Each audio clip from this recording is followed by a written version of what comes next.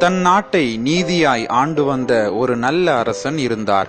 அவரது குடிமக்களுக்குள் இருந்த ஒரு கெட்ட மனிதன் தன் எதிரியை வெட்டி கொலை செய்து போட்டான். நீதிமன்றத்திற்கு கொண்டு வரப்பட்ட அவனுக்கு நீதிபதிகள் மரண தண்டனை விதித்தனர். தூக்கிலிட நாளும் குறிக்கப்பட்டது. அரசன் இந்த வாலிபனுக்காக மிகவும் துக்கித்து அவனுக்கு வாழ்வளிக்க விரும்பினார். ஒருவேளை அவனுக்கு ஆலோசனை அளித்து மன்னிப்பு அருளினால் அவன் திருந்திவிடலாம் என்று எண்ணினார். ஆகவே அரசன் அவனுக்கு மன்னிப்பு கடிதம் எழுதி ஒரு போதகரை போல வேடம் அணிந்து கொண்டு அவனை சந்திக்க சிறைச்சாலைக்கு சென்றார்.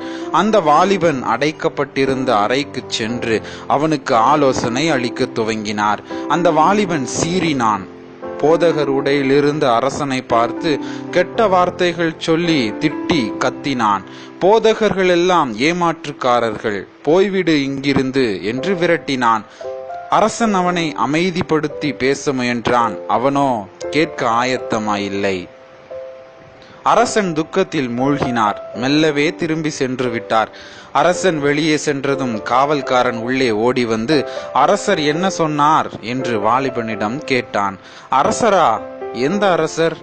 வாலிபன் குழம்பி போய் கேட்டான். போதகரை போல வேடம் அணிந்து கொண்டு உனக்கு மன்னிப்பு கடிதத்தை எடுத்து கொண்டு வந்தாரே, அவர்தான் அரசர் என்றான் காவல்காரன்.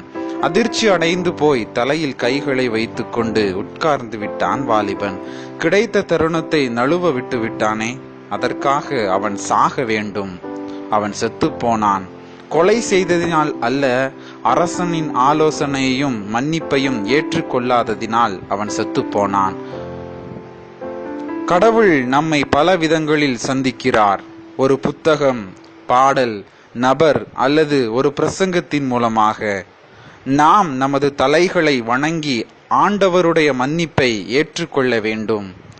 அப்படியானால் நாம் சாக தேவையில்லை, என்றென்றுமாய் வாழலாம்.